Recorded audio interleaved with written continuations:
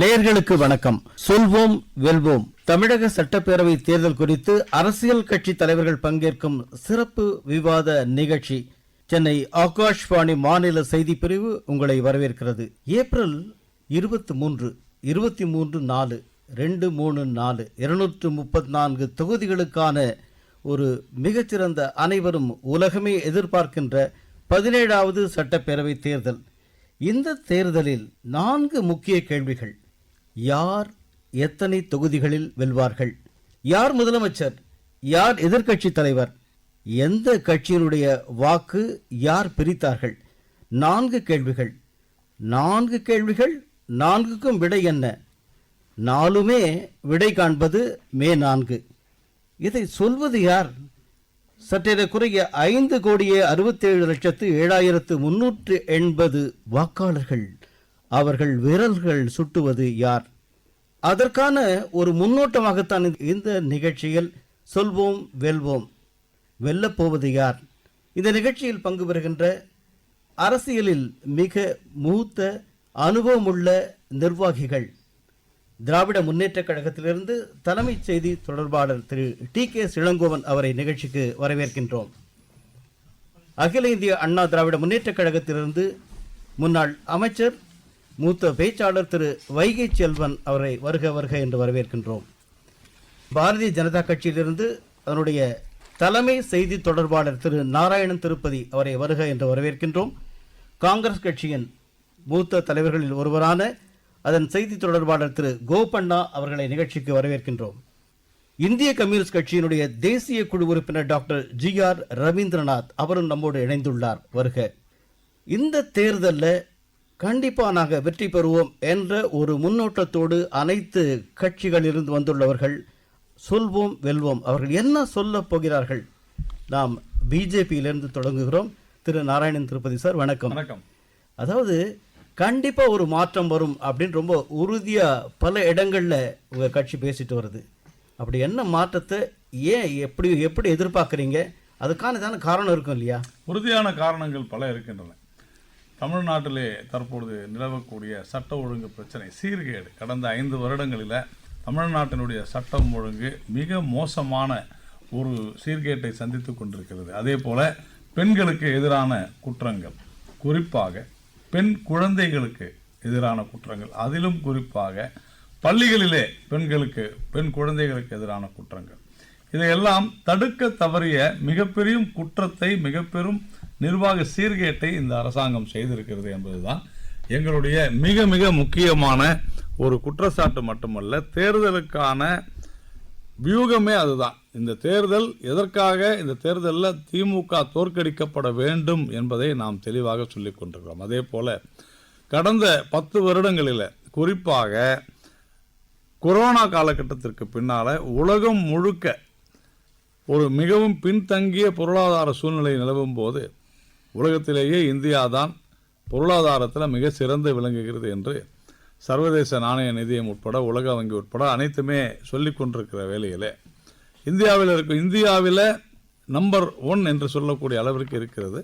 அதில் பல்வேறு மாநிலங்கள், குறிப்பாக உத்தரப்பிரதேசம் போன்ற மாநிலங்கள், கர்நாடகா போன்ற மாநிலங்கள் எல்லாம் ஒரு 4 கால் பாய்ச்சலிலே போகும்பொழுது 2 கால் பாய்ச்சலில் தான் தமிழகம் இருக்கிறது. ஆனால் இங்கே என்ன சொல்கிறாங்கன்னா, தமிழகம் டபுள் டிஜிட்டில் இருக்குது அப்படின்னு சொல்கிறாங்க. சத்தீஸ்கர் போன்ற மாநிலங்கள் எல்லாம் கூட டபுள் டிஜிட்டில் நிறைய மாநிலங்கள் இருக்குது. ஆனால் நாம் சொல்வது இதைவிட இன்னும் 1 மடங்கு அதிகமாக, ஏனென்று சொன்னால் வாய்ப்பு இப்பொழுது அதிகமாக இந்தியாவுக்கு இருக்கும் பொழுது அதில் உற்பத்தி மாநிலங்களான தமிழகம் இன்னும் சிறப்பாக செயல்பட்டிருக்கிறது. ஒரு இடைமறித்து ஒரு கேள்வி. தமிழகத்திற்கு போதிய நிதி ஆதாரம் வழங்கப்படவில்லை, அதனால எங்களுக்கு பல திட்டங்களை சிறப்பாக செயல்படுத்தப்படவில்லைன்னு திராவிட முன்னேற்ற கழகத்திலிருந்து ஒரு குற்றச்சாட்டு இருக்கு. நீங்க தொடர்ந்து இந்த மாநிலத்தையும் வளர வைக்க வேண்டும் என்ற ஒரு நோக்கம் மாநிலத்துக்கு இருக்கும் இல்லையா சார்? தொடர்ந்து தவறான ஒரு உண்மைக்கு புறம்பான தகவல்களை இந்த அரசாங்கம், குறிப்பாக முதலமைச்சர் அவர்கள் பரப்பி வருவது தவறானது என்று நாம் நேரடியாக குற்றம் சாட்டுகிறோம். 14 லட்சம் கோடிக்கும் அதிகமாக தமிழகத்திற்கான நிதி ஒதுக்கப்பட்டிருக்கிறது. அது இந்த டெவல்யூஷனாக இருந்தாலும் சரி, அல்லது மத்திய அரசினுடைய திட்டங்களாக இருந்தாலும் சரி, எல்லாமே 5 மடங்கு அதிகமாக, அதாவது 2004 2014 வரை திமுக அங்கம் வகித்த காங்கிரஸ் கூட்டணி ஆட்சி இருந்ததை விட அப்பொழுதை விட 5 மடங்கு அதிகமான நிதி அளிக்கப்பட்டிருக்கிறது. இதை நாம் ஆதாரங்களோடு சொல்ல வேண்டியதில்லை. ஒவ்வொரு திட்டங்களிலும் இந்த மாநில அரசே தன்னை மார்த்தட்டி கொண்டு இந்திய அளவில் நாங்கள் தான் முதலிடத்தில் இருக்கிறோம் இந்த திட்டங்கள் என்று சொல்கிறார்கள். அதாவது எந்த 100 நாள் வேலைவாய்ப்பு திட்டத்தை குறை சொல்கிறார்களோ அந்த 100 நாள் வேலைவாய்ப்பு திட்டத்தில் தமிழகம் தான் முதலிடம், பாருங்கள் மத்திய அரசு எங்களுக்கு பரிசு வழங்கி இருக்கிறது, விருது வழங்குகிறது என்று சொல்கிறார். உடனடியா ஒரு பதிலை நாம் எதிர்நோக்கி திராவிட முன்னேற்ற கழகத்தினுடைய தலைமை செய்தி தொடர்பாளர் திரு டி.கே. இளங்கோவன் ஐயா உங்ககிட்ட அவர் சொன்னதில் ஒரு 2 கேள்வி. ஒன்று இங்கே பெண்களுக்கான பாதுகாப்பு இல்லை அப்படின்னு. இப்போ சற்றேறக்குறைய 2,77,00,000 ஆண் வாக்காளர்களும் 2,89,00,000 பெண் வாக்காளர்கள், 12 லட்சம் பேர் பெண் வாக்காளர்கள் அதிகமாக இருக்காங்க. சென்ற தேர்தலில் கூட 1.33% பெண்கள் தான் அதிகமாக ஓட்டு போட்டிருக்காங்க. இப்போ அவர் சொல்கிற பிஜேபி சொல்கிற குற்றச்சாட்டு பெண்களுக்கான பாதுகாப்பு இல்லை, இது ஒன்று. இரண்டாவது, மாநிலத்தினுடைய நிதி ஆதாரத்தை பற்றி அவர் பேசியிருக்கார். இப்போ உங்களுடைய பார்வையில் எப்படி இருக்குது? ஒன்றை சொல்லுகிறேன். மாநில அரசுகளின் நிதி வருவாய் என்பது பாஜக ஒன்றியத்தில் ஆட்சிக்கு வரும் வரை விற்பனை வரி முழுமையாக மாநில அரசின் நிதி வருவாயாக இருந்தது. ஒன்று. அதே போல திட்டக்குழு மூலமாக திட்டத்திற்கான நிதிகள் ஒன்றிய அரசிலிருந்து வழங்கப்பட்டன. அதே போல வருமான வரியிலே கூட ஒரு பங்களிப்பு மாநிலங்களுக்கு வழங்கப்பட்டது. இப்பொழுது இந்த விற்பனை வரியை முழுமையாக ஜிஎஸ்டி என்ற பெயரிலே ஒன்றிய அரசு எடுத்துக்கொண்டு அதிலிருந்து எங்களுக்கு கொடுக்கிற பங்களிப்பு, அதாவது முழுமையாக 100% வருமான வரி மாநில அரசின் உரிமையாக, மாநில அரசின் மிக முக்கியமான வருவாயாக இருந்ததை மாற்றி அதிலிருந்து பங்கு அளிக்கிறார்கள். ஒரு மாநிலத்தில் உற்பத்தியாகும் பொருட்களுக்கு அந்த மாநில அரசு விற்பனை வரி விதித்து எடுத்துக்கொள்ளும். இந்த மாநிலத்தை விட்டு எங்கே வெளியே சென்றாலும் இந்த உற்பத்தி ஆகிற மாநிலத்துக்கு வரி வரும். ஆனால் இப்பொழுது விற்பனை வரி போய் ஜிஎஸ்டி வந்த பிறகு எந்த மாநிலத்திலே அந்த பொருள் விற்பனை ஆகிறதோ அந்த மாநில கணக்கிலே அந்த வரி போகிறது. உதாரணமாக இங்கே 4 சக்கர வாகனங்கள் நிறைய உற்பத்தி ஆகின்றன. இதற்கான வரி நம்முடைய மாநில அரசுக்கு வருவதில்லை. எங்கே விற்பனை ஆகிறதோ அந்த மாநில அரசுக்கு போகுது. நீங்கள் முன்னால் பார்த்தீங்கன்னா கமர்ஷியல் டேக்ஸ் செக் போஸ்ட்டுன்னு ஸ்டேட்டு இப்போ அதெல்லாம் எடுத்துட்டாங்க. எங்கே விற்கிதோ அந்த மாநில கணக்கில் போகுது, அந்த மாநிலத்துக்கு அந்த பங்களிப்பு போகுது. உற்பத்தியே செய்யாமல் வரி வருவாயை அனுபவிப்பவர்கள் இங்கே உற்பத்தி செய்தும், அதாவது இங்கே மக்கள் எந்த அளவுக்கு வரி கட்டுறாங்களோ அந்த அளவுக்கு மக்களுக்கான பயன் வரலன்னு சொல்றீங்க. இல்லை, நாங்கள் வசூலித்து கொண்டிருந்த வருவாயை அவர்கள் எடுத்துக்கொண்டு அதில் பங்களிப்பது என்பதே 14 லட்சம் கோடி என்கிறார்கள். இந்த 14 லட்சம் கோடி விற்பனை வரி மாநில அரசிடம் இருந்தால் அது எத்தனை லட்சம் கோடியாக இருந்திருக்கும் என்பதை கணக்கு பாருங்கள். அது ஒரு புறம் வச்சுக்கலாம். ஆனால் தேர்தலில் இப்போ இன்னும் அதிகமாக பேசப்படுவது இந்த பெண்கள் பாதுகாப்பு. நேற்றைய தினம் 2 நாட்களுக்குள் ஒரு செய்தி வந்தது. மராட்டிய மாநிலத்தில் 150 குழந்தைகளை ஒருவர் தவறாக நடந்து கொண்டார். அவர் இப்பொழுதுதான் கைது செய்யப்பட்டிருக்கிறார். இல்லை, மற்ற மாநிலங்களுடைய நிலைமையை விட தமிழ்நாடு மாநிலத்தை உற்றுநோக்கின்ற போது இங்கே நடைபெறுவது என்பது தனிப்பட்ட விஷயங்கள். ஆனால் ஒரு புகார் வந்தவுடன் காவல்துறையினர் உடனடியாக நடவடிக்கை எடுத்து அவர்களை கைது செய்கிறார்கள் என்பதையும் நாம் கவனிக்க வேண்டும். எந்த வழக்கிலுமே கைது செய்யப்படாமல் ஒரு புகார் கிடைத்த உடனேயே காவல்துறை நடவடிக்கை எடுக்காமல் இருந்ததில்லை. இதில் தனிப்பட்ட விஷயங்கள். இது ஒரு சமுதாய கேடு. இது ஒரு ஆட்சியினால் ஏற்படுவது அல்ல, அதை தாண்டிய சில விஷயங்களால் ஏற்படுவது. எனவே ஆனால் காவல்துறை அமைதி காக்கவில்லை, உடனடியாக நடவடிக்கை எடுக்கிறது என்பதைத்தான் நான் கவனிக்க வேண்டும். பெண்களுக்கான குற்றம் என்பது எல்லா மாநிலங்களிலும் பரவி இருக்கிறது. மராட்டியத்திலே உயர்ந்திருக்கிறது. தமிழ்நாட்டில் இங்கே அது சரி என்று சொல்ல வரவில்லை. இது நடக்கக்கூடாது. அது நடக்கக்கூடாது என்பதற்காகத்தான் புகார் வந்தவுடன் காவல்துறை உடனடியாக நடவடிக்கை எடுக்கிறது. தடுப்பது என்பது தனி மனித ஒழுக்கத்தின் பார்ப்பட்டது. அதில் நான் தவறு என்று தான் நான் சொல்கிறேன். அதை நான் ஏற்றுக்கொள்ளவில்லை. இல்லை, கண்டிப்பாக. அதாவது மக்களுக்கு வந்து குறிப்பாக பெண்களுக்கும் குழந்தைகளுக்கும் பாதுகாப்பு வேண்டும்ன்றது ஒரு எதிர்பார்ப்பு. ஏங்க அந்த தெருவுக்குள்ள பாத்தீங்களா, எலெக்ஷன் நேரத்துல ஓட்டுக்கு பணம் கொடுக்கறாங்க, இதெல்லாம் தப்பு தானே? ஆமா, ஆனா இத பத்தி புகார் கொடுக்கதான் தேர்தல் ஆணையம் ECI நெட் ஆப்ல சிவிஜில் கொண்டு வந்திருக்காங்க. இந்த ஆப்ல பேர் இல்லாம புகார் கொடுக்கலாம். போட்டோ இல்லனா வீடியோ எடுத்து அனுப்புனா போதும், நம்ம நம்பர் கூட உங்களுக்கு போகாது. தேர்தல் விதிமுறைகள் மீறப்படுவது எங்காவது தெரிந்தால் சிவிஜில் ஆப்பில் உடனே போட்டோ அல்லது வீடியோ எடுத்து புகார் கொடுக்கலாம். தவறு நடந்தால் மௌனம் வேண்டாம். சிவிஜிலில் உடனே தெரிவிக்கவும். தேர்தல் நாள் ஏப்ரல் 23. திரு வைகை செல்வன் சார், முன்னாள் அமைச்சராக இருந்தீர்கள், 12 காலம் அரசியல். உங்களுடைய அனுபவப்படி இப்போது நீங்கள் ஒரு சட்ட போராட்டம் நடத்தினீங்க, இதே மாதிரி வந்து இந்த பிரச்சனைக்காக போராட்டம் நடத்தினீங்க. இருந்தாலும் வந்து பொதுவாக ஒரு கருத்து இருக்குது, அதாவது உங்களுக்கும் பாஜகவுங்க இருக்கிற ஒரு உடன்பாடு என்பது தேர்தலுக்காக மட்டும், கொள்கை ரீதியான இல்லை அப்படின்னுச்சு மக்கள் மனசில் வந்து இதுக்கான ஒரு கிளாரிட்டி இல்லாமல் இருக்குது. இதை தேர்தலுக்கு அப்புறம் சரி அப்படின்னா 2 பேரும் பிரிஞ்சிருவாங்க போல் இருக்கு அப்படின்ட்டு. இதை பற்றி உங்கள் பார்வை? ஏன்னா இது மக்கள் எதிர்பார்க்கிற ஒரு கேள்வி. இல்லை, தேர்தலுக்காக ஒரு பொது எதிரியை வீழ்த்துவதற்காக தேர்தலிலே கூட்டணி அமைப்பது என்பது இயல்பான ஒன்று தான். முதலாக தேர்தல் கடத்திலே கூட்டணி அமைத்த பெருந்தகை பேரறிஞர் அண்ணா அவர்கள் காங்கிரஸ் கட்சியிலிருந்து பிரிந்து சுதந்திரா கட்சியை தொடங்கிய திரு ராஜாஜி அவர்களோடு கூட்டணி அமைத்து கைகோர்த்து களம் காண்கிற போது அவர் சொன்னது இதுதான். பத்திரிகையாளர்கள் கேட்டார்கள் அண்ணாவை பார்த்து, நீங்கள் காலமெல்லாம் காங்கிரஸை எதிர்த்தீர்கள், ஆனால் காங்கிரஸ் கட்சியிலிருந்து வந்த திரு ராஜாஜியோடு கைகோர்த்து களத்தில் நிற்கிறீர்களே, ஏன், எதற்கு என்று கேட்டார்கள். அதற்கு அண்ணா அவர்கள் மிக லாவகமாக பதில் சொன்னார், என் வீட்டுக்குள்ளே பாம்பு நுழைந்து விட்டது, அதற்கு தடியை தேடினேன், சுதந்திரா கட்சி என்கிற தடி கிடைத்தது, ஆகவே பாம்பை அடிப்பதற்கு அது பேருதவியாக இருந்தது என்று கூட்டணி அமைப்பதற்கான நோக்கத்தை, அடிப்படையை, அது அடி ஆழத்தை, அந்த வேரை மிக அற்புதமாக சொன்னார்கள். அதனுடைய அடிப்படையில் தான் கூட்டணி அமைக்கப்பட்டிருக்கிறது. திராவிட முன்னேற்றக் கழகம் தொடர்ந்து அடிமை கட்சி என்றும் பல்வேறு விமர்சனங்களை சொல்லிக்கொண்டே வருகிறார்கள்.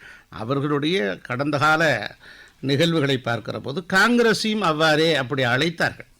ஆக அப்படிப்பட்ட நிலையில் இருக்கிற போது காங்கிரஸோடு கைகோர்த்தார்கள். வேண்டுமென்றால் ஒரு மாதிரியும் வேண்டாம் என்றால் இன்னொரு மாதிரியும் பேசுகிற ஒரு லாவகமான பேச்சுக்கு சொந்தக்காரர்கள் திராவிட முன்னேற்ற கழகத்தர். ஆகவே இன்றும் அப்படித்தான் சொல்லுகிறார்கள். தேர்தல் கடத்திற்காக அமைக்கப்பட்டிருக்கிற கூட்டணி, அதற்காக தேர்தல் முடிந்துவிட்ட பிறகு நாங்கள் பிரிந்து விடுவோம் என்பது அல்ல.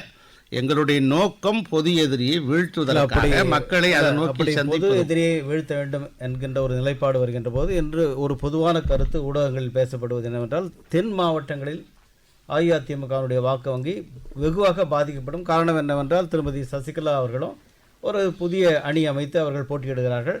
அதனால் இதற்கான பாதிப்பு ஏற்பட்டுச்சு. அந்த மாதிரி அவங்க அத்தனை பேரையும் ஒருங்கிணைத்து ஒரு தேர்தலை சந்திக்காமல் பிஜேபி அல்லது பாமகவுடைய அன்புமணி ராமதாஸ் அவர்களை மட்டும், தமிழ் மாநில காங்கிரஸ் மட்டும் வைத்து ஒரு போராடுறீங்க இல்லையா?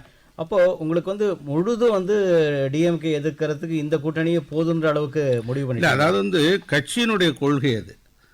கட்சியில் இருக்கிறவர்களை யாரை சேர்க்க வேண்டும், யாரை இணைக்க வேண்டும், யாரை அரவணைக்க வேண்டும், யாரோடு சேர்ந்தால் நமக்கு தேர்தலில் வெற்றி வாய்ப்பு கிடைக்கும் என்பது ஒரு ராஜதந்திரமான முடிவைத்தான் அப்படி எடுக்கிற முடிவு. ஆகவே இவரை சேர்த்தால் நல்லது, அவரை சேர்த்தால் நல்லது என்பதெல்லாம் நாம் இப்போது ஜோசியம் சொல்லிக் கொண்டிருக்க முடியாது. யாருக்கு செல்வாக்கு இருக்கிறதோ அவர்கள் வெற்றி பெறுவார்கள், செல்வாக்கு குறைவாக இருக்கிறவர்கள் வீழ்த்தப்படுவார்கள்.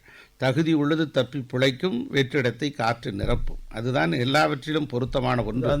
அந்த வகையிலே அவர்களும் ஏற்கனவே பல முறை அவர்கள் காத்திருந்ததற்கு பிறகு இப்போது அவர்கள் அணி சேர்ந்து பல்வேறு தொகுதிகளிலே வேட்பாளர்களை நிறுத்தி இருக்கிறார்கள். காலப்போக்கில் என்ன நிகழ்கிறது என்று பார்ப்போம்.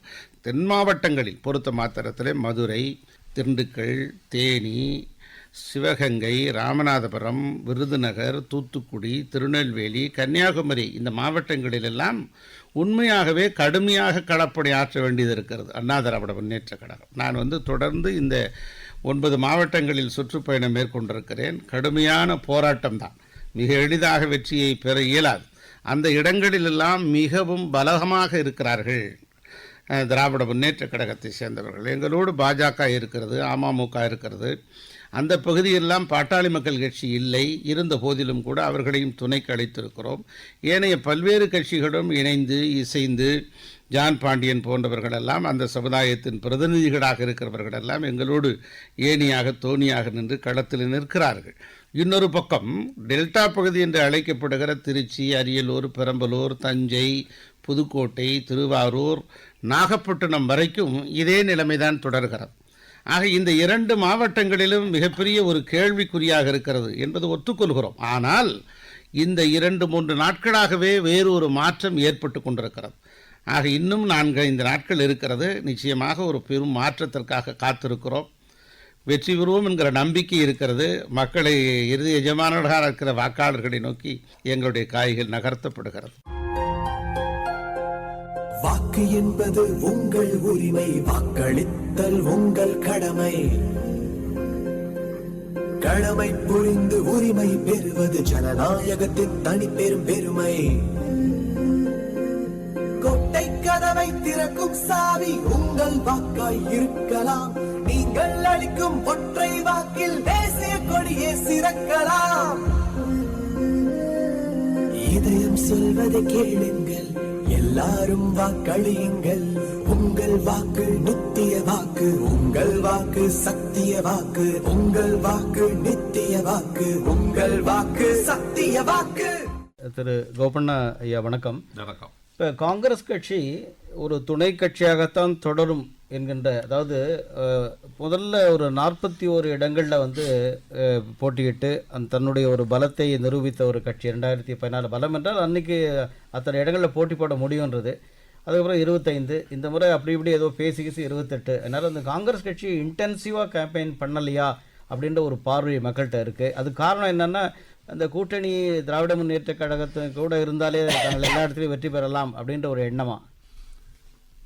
திமுக காங்கிரஸ் கூட்டணி என்பது 2004 ஐக்கிய முற்போக்கு கூட்டணி ஆட்சி அமைய சோனியா காந்தியும் கலைஞர் அவர்கள் எடுத்த முயற்சியில் ஒரு 10 ஆண்டு காலம் நாங்கள் ஆட்சி செய்தோம்.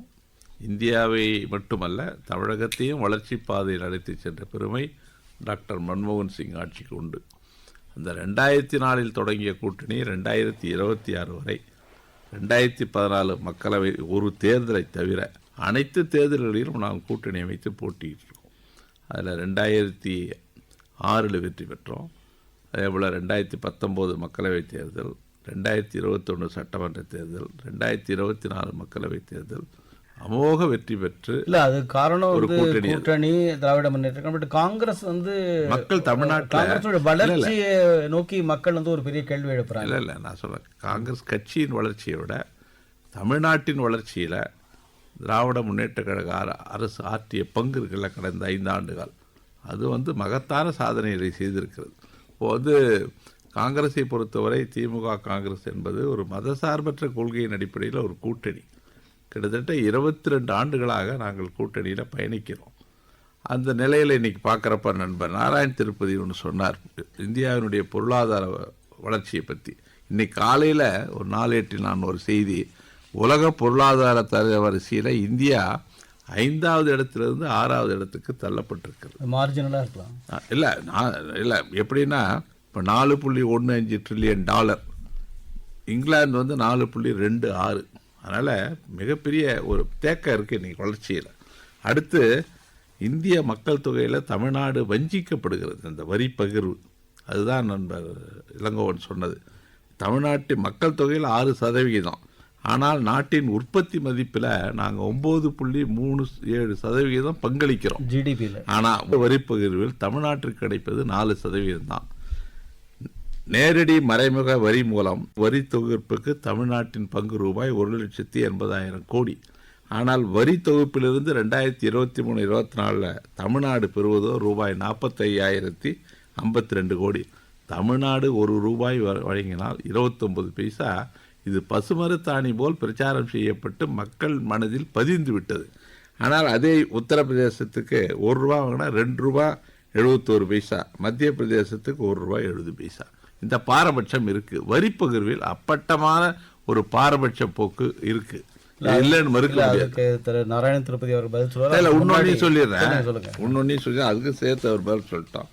இந்தியாவினுடைய மொத்த உள்நாட்டு உற்பத்தியில் 16% பங்களித்து தமிழ்நாடு முதன்மை இடத்துல இருக்கு.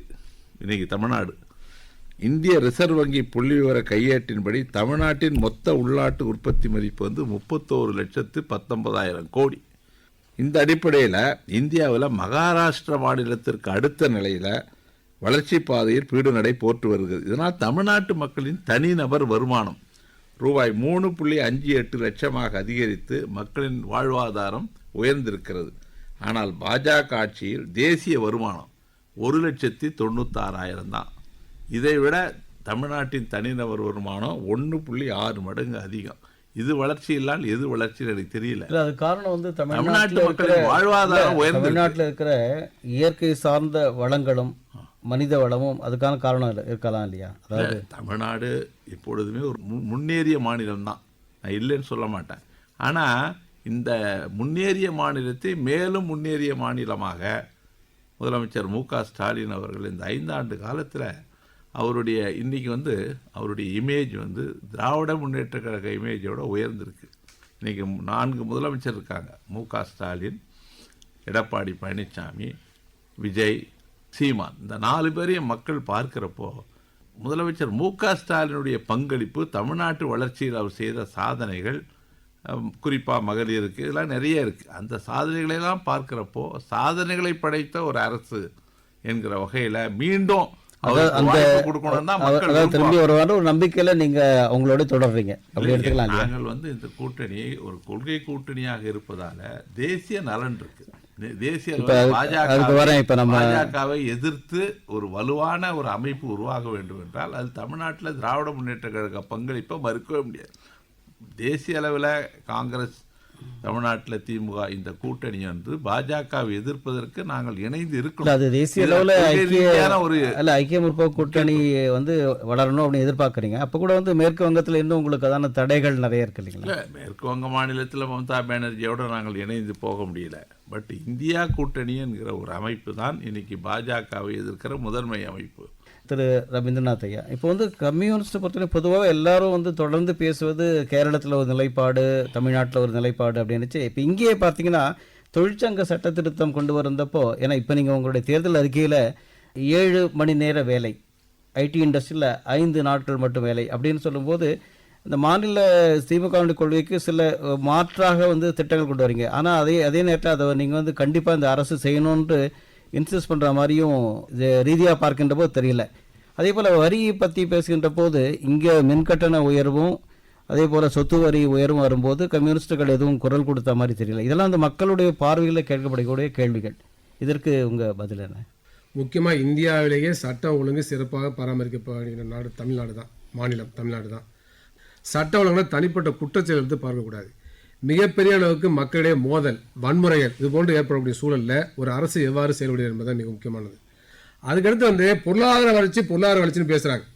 இந்தியாவுடைய பொருளாதார ஏற்றத்தாழ்வு இன்றைக்கி வந்து உலகத்திலே மிகப்பெரிய அளவுக்கு இருக்குது. டாப் மோஸ்ட் 1% பணக்காரர்கள்ட்ட இந்தியாவுடைய சொத்து மதிப்பில் 41% சொத்து அவங்கள்ட்ட தான் இருக்குது. இந்த பொருளாதார ஏற்றத்தாழ்வு யார் காரணம்? கொரோனா வருவதற்கு முன்பாக இந்தியாவுடைய பொருளாதார வளர்ச்சி என்ன? ஜிடிபியில் 4% தாங்க இந்தியா. பிஜேபி ஆட்சி வந்த பிறகு இந்தியாவில் வந்து பொருளாதார வீழ்ச்சி ஏற்படுச்சுங்கிறது பார்க்க வேண்டிய அவசியம் இருக்குது. அப்போ அதெல்லாம் பார்க்கணும். இன்றைக்கு வந்து மிகப்பெரிய அளவுக்கு கேஸ் தட்டுப்பாடு ஏன் இந்தியாவில் ஏற்பட்டுச்சு? அதுக்கு போர் காரணமாக இருக்கலாம். ஆனால் கூட இன்னொரு 2 விஷயம் என்னென்னா, இடையில் ஏற்பட்ட உலகம் முழுவதும் கொரோனா பாதிப்பு ஒன்று, அது வந்து எல்லா நாடுகள்லையும் அந்த பாதிப்பு இருந்தது. எல்லா நாட்டிலும் பொருளாதார வீழ்ச்சி இருந்தது. அதே போல் இப்போ இருக்கிற அந்த போர் சூழலில் முதல்ல பார்த்திங்கன்னா ரஷ்யா, உக்ரைன், இப்போ வந்து ஈரானோட யுஎஸ், இஸ்ரேல், இதெல்லாம் வந்து பொருளாதாரத்தை பாதிக்குது. அது வந்து பிரச்சனை இல்லை. இப்போ நான் தமிழ்நாட்டில் நம்ம பார்க்குறேன், அதில் பிரச்சனை இருக்குது. என்ன பிரச்சனைனாக்க, இப்போ ரஷ்யா வந்து இந்தியாவுக்கு மலிவு விலையில் குரூட் ஆயில் கொடுத்துச்சு. அது வந்து ரூபாய் விலையில் தான் நம்ம கொடுத்தோம். அது வந்து மிகப்பெரிய அளவுக்கு இந்தியாவில் மக்களுக்கு பயனளிச்சது. அது வந்து பிஜேபி அரசனுடைய வெற்றின்னு சொல்லலாமா? இல்லை, ஏன்னா ரூபாய் ரஷ்யா வெற்றி இல்லை. இந்தியாவுக்கும் ரஷ்யாவுக்கும் நீண்ட அளவு நட்புறவு இருக்கு. நமக்கு வந்து எல்லா காலத்திலும் நெருக்கடியான காலத்தில் உறுதுணையாக இருந்தது ரஷ்யா தான். அப்போ அந்த அடிப்படையில் குரூட் ஆயில மலிவு விலையாக கொடுத்தாங்க. அதை ஏன் நீங்கள் நிறுத்தினீங்க? யாருடைய நிர்பந்தத்தின் அழுத்தின நிறுத்தின்னு வருது இல்லையா? அப்போ அதனால நீங்கள் கேஸ் தட்டுப்பாடு வந்துச்சு இல்லையா? அதெல்லாம் பார்க்க வேண்டிய அவசியம் இருக்கு இல்லையா? அப்போ அதுக்கடுத்த பிரச்சனை என்ன வரேனாக்க, திராவிட முன்னேற்ற கழக அரசு இல்ல ஏன் தட்டுப்பாடு இருந்தாலும் நாங்க 3 சிலிண்டர் இலவசமா கொடுக்குறேன்னு சொல்லிருக்காங்களே. அதெல்லாம் பார்ப்போம். அவங்க பல வாக்குறுதிலாம் கொடுத்தாங்க. ஆண்டுக்கு 2 கோடி பேருக்கு வேலைவாய்ப்பு தரேன்னு சொன்னாங்க, கொடுத்துட்டாங்களா? தமிழ்நாட்டு தேர்தலில் சட்ட ஒழுங்கு கெட்டு போச்சா, சட்ட ஒழுங்கு பிரச்சனை எப்படி இருக்கு, பொருளாதார வளர்ச்சி, இந்த கேள்வியெல்லாம் விட மிக முக்கியமான கேள்வி இந்தியா எதிர்பார்க்கிறது, இந்தியாவுடைய ஜனநாயகம் பாதுகாக்கப்படுமா, அரசியல் சட்டம் பாதுகாக்கப்படுமா என்பதுதான் மிகப்பெரிய கேள்வி. இன்றைக்கு அந்த அச்சுறுத்தல் ஏற்பட்டிருக்கு. அப்ப இந்தியாவுடைய தேர்தலில், இந்த சட்டமன்ற தேர்தலில் திமுக வெற்றி பெற்றால் ஜனநாயகம் அரசியல் சட்டத்தை பாதுகாப்பதற்கு தமிழ்நாட்டு மக்கள் தீர்ப்பளிச்சாங்க பொருள். ஏன்னு சொன்னால் ஜனநாயகத்தை காப்பதற்கு, அரசியல் சட்டத்தை பாதுகாப்பதற்கு, தமிழ்நாட்டினுடைய தனித்தன்மையை பாதுகாப்பதற்கு, தமிழ்நாட்டுடைய மொழி, பண்பாடு, கலாச்சாரம் போன்ற பாதுகாப்பதற்கு திராவிட முன்னேற்ற கழகம் தான் குரல் கொடுக்கிறது. அதே போல தமிழ்நாடு முதலமைச்சர் அதில் முன்னணியில் இருக்கிறார். அப்போ அந்த அடிப்படையில் பார்க்கின்ற பொழுது இந்த தேர்தலில் தமிழ்நாடு கலாச்சாரம், பண்பாடு, மொழி போன்றவை பாதுகாக்கப்பட வேண்டும். இந்தி, சமஸ்கிருத மொழி திணிப்பு நிறுத்தப்பட வேண்டும். அந்த தமிழ்நாடு பொருளாதார ரீதியாக முன்னேற வேண்டும். அதை நடைமுறைப்படுத்த வேண்டும் சொன்னால், தொடர வேண்டும் சொன்னால் மீண்டும் திராவிட முன்னேற்ற கழகம் ஆட்சிக்கு வர வேண்டும். இந்த தேர்தலில் ஒவ்வொரு கட்சியும் பல பல வாக்குறுதிகளை அள்ளி வீசுகின்றார்கள். 8000 ரூபாய்க்கு கூப்பன், உங்களுக்கு குளிர்சாதன பெட்டி, வருடத்துக்கு ஒரு முறை 10,000 ரூபாய், 8 கிராம் தங்கம், மாதம் 2000 அல்லது 2500, 25,000 பேருக்கு ஸ்கூட்டர், சுய உதவி குழுக்களுக்கு 50 லட்சம் ரூபாய் வரை கடன் திட்டம், மீன்பிடி தடைக்காலமா 8,000 இல்லை 12,000 இனிமேல், கால்நடை மற்றும் தேனீ வளர்ப்புக்கு 50,000, முதியோர் உதவித்தொகை 2,000. இப்படி ஒவ்வொருவரும் சொல்லிக்கொண்டே போகின்ற போது மக்கள் அனைத்தையும் கேட்டுக்கொண்டுதான் இருக்கிறார்கள். அவர்கள் என்ன நினைப்பார்கள்? கவிஞாயிரு தாராபாரதி வெகு அழகாக சொன்னார், வெறுங்கை என்பது மூடத்தனம், விரல்கள் 10 மூலதனம். விரல்கள் 10 மூலதனமா? இங்கு ஒரு விரல் பிரதானம். அந்த ஒரு விரல் யாரை தேர்ந்தெடுக்கப் போகிறது? பொறுத்திருந்துதான் பார்க்க வேண்டும். நாம் சொல்வோம் வெல்வோம் நிகழ்ச்சியின் 2ஆம் பகுதிக்காக நேயர்களை காத்திருங்கள். தொடர்ந்து அரசியல் கட்சி தலைவர்கள் உங்களுக்காக என்ன செய்தியை சொல்ல வருகிறார்கள், அவளோடு காத்திருங்கள். நாங்களும் உங்களுக்கு வழங்குவதற்காகத்தான் காத்திருக்கின்றோம்.